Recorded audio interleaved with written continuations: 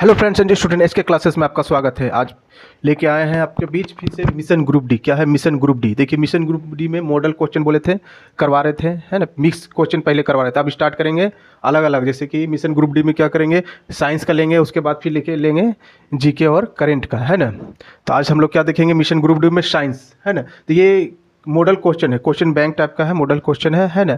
इसके माध्यम से अगर पूरी तरह से बुक वुक नहीं पढ़े हुए हैं, जो काम करने वाले हैं, उनके लिए बहुत सहायता होगा, है ना। सिर्फ जब आकर रट लेंगे, है ना, तो उनके लिए बहुत ज़्यादा सहायता होगा। और मैथ रीजनिंग थोड़ा अपने से रिवाइज करते रहे, प्रैक्टिस रीजनिंग तो रिवाइज करते रहे और मैथ को भी, है ना। लेकिन इसको अगर थोड़ा थोड़ा याद कर लेंगे, साइंस का, है ना। साइंस का भी बहुत 30 क्वेश्चन आता है ना, 25 क्वेश्चन आता है साइंस आपका ग्रुप डी में, तो बहुत इंपॉर्टेंट रहता है और उसी बेस के ऊपर है ये साइंस, तो जरूर से जरूर याद करेंगे, है ना। तो स्टार्ट करते हैं हम लोग मिशन ग्रुप डी में साइंस लेंगे, है ना।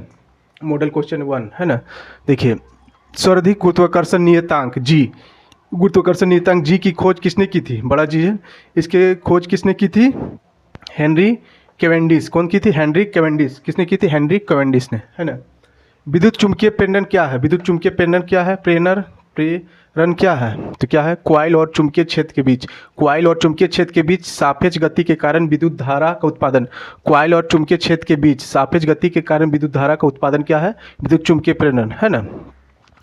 एक समतल दर्पण द्वारा बनाई गई छवि की विशेषता क्या है? समतल दर्पण, उसका बनाई गई कोई छवि बन रहा है उसमें, है ना, तो उसका विशेषता क्या है? उसमें क्या होता है? समान आकार होता है, सीधी होती है, पर्स उल्टी होती है और आभासी होती है ना। समान आकार, सीधी, पर्स उल्टी और आभासी होती है। एक समतल द्वारा बनाई गई छवि की विशेषता, है ना। अब आते हैं 0 डिग्री सेल्सियस पर तरल पानी के कणों में उसी तापमान पर बर्फ के कणों की तुलना में अधिक ऊर्जा क्यों होती है? 0 डिग्री सेल्सियस पर तरल पानी के कणों में उसी तापमान पर बर्फ के कणों की तुलना में अधिक ऊर्जा क्यों होती है? क्यों होती है 0 डिग्री से तरल पानी के कणों में, है? चूँकि बर्फ से तरल पानी में रूपांतर की प्रक्रिया, जैसे बर्फ से क्या होता है, तरल पानी बन जाता है, रूपांतर की प्रक्रिया के दौरान बर्फ के कण उष्मा ऊर्जा को अवशोषित करते हैं, बर्फ के कण का उष्मा ऊर्जा को अवशोषित कर लेता है। इसके कारण क्या होता है? बर्फ के कणों की तुलना में अधिक ऊर्जा होती है ना। चूंकि बर्फ, इसका आंसर है 0 डिग्री से तरल पानी के, है ना। चूंकि बर्फ से तरल पानी में रूपांतर की प्रक्रिया के दौरान बर्फ के कण उष्मा ऊर्जा को अवशोषित कर लेता है, जिस कारण बर्फ के कण की तुलना में अधिक ऊर्जा उत्पन्न होती है ना। अब देखिए इस तरह करके ही प्रश्न अभी पूछ रहा है ना। अभी थोड़ा पूरा डायरेक्ट टाइप का प्रश्न होता है ना, हीट करके, है ना। विद्युत धारा का एसआई मात्रा क्या है, इस तरह करके जो हीट करके प्रश्न होता था, उससे थोड़ा हट करके अभी पूछ रहा है, थोड़ा घुमा करके ही लंबा टाइप का, है ना। इसलिए थोड़ा इस टाइप का प्रश्न है ना। देखिए, एक पिंड द्वारा किया गया कार्य निम्नलिखित में से किस पर निर्भर करता है? एक पिंड द्वारा किया गया कार्य निम्नलिखित में से किस पर निर्भर करता है? देखिए, किस पर निर्भर करता है? एक पिंड है ना। पिंड द्वारा किया गया कार्य, कोई कार्य करा तो किस पर निर्भर करता है? तो विस्थापन पर निर्भर। उसका में क्या विस्थापन होता है? बल और विस्थापन दोनों होता है। बल और विस्थापन के बीच बल और विस्थापन के बीच कौन पर निर्भर करता है? और लागू बल पर निर्भर करता है। क्या निर्भर करता है? एक पिंड द्वारा किया गया कार्य। अब आते हैं सोडियम सल्फेट का रासायनिक सूत्र क्या है? Na2SO4 सोडियम सल्फेट, है ना। जब एक धातु पानी के साथ अभिक्रिया करता है तो कौन सी गैस निकलती है?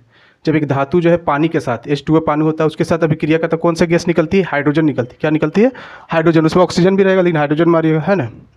गन धातु एक मिश्र धातु है, किसका है?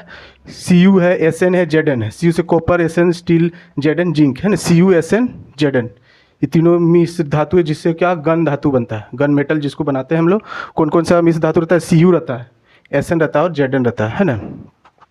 RNA का मुख्य कार्य क्या? RNA है ना, RNA इसका मुख्य कार्य क्या? प्रोटीन संश्लेषण में सहायता करना। इसका क्या मुख्य कार्य? प्रोटीन संश्लेषण में सहायता करना। इस तरह देखिए आप लोग मिशन ग्रुप डी में 9 क्वेश्चन, 10 क्वेश्चन, 11 इस तरह रहेगा। इस तरह ही क्वेश्चन 10 क्वेश्चन, 11 जो भी होता है उस तरह करके हम लेके हमेशा आएंगे आपके पास, जब तक ग्रुप डी का एग्जाम ना हो जाए। और जो काम करने वाले हैं, जो थोड़ा नहीं पढ़ चुके हैं, वो कृपया इस क्वेश्चन को जरूर देख लें, उसका बहुत सहायता करेगा। ठीक है, तो मिलते हैं नेक्स्ट क्लास में, और मेरे क्लास को लाइक और सब्सक्राइब जरूर करें।